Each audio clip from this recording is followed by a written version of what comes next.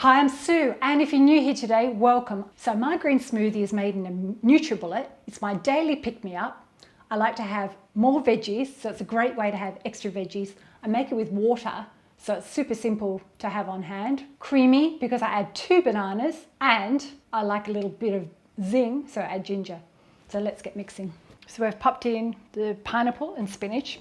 I like adding ground flaxseed for a little bit of extra fibre, not completely necessary.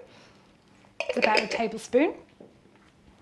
And if you didn't have pineapple, you can swap it out for apple. That's how I used to make it, but I recently discovered that the pineapple just tastes so much better.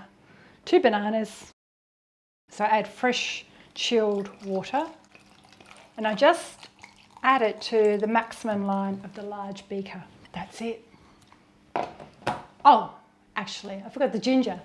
Let's add the ginger. Let's chop it up. So I don't really measure it, I just chop a chunk up, take the skin off. So I'm just chopping a small piece and just add that in.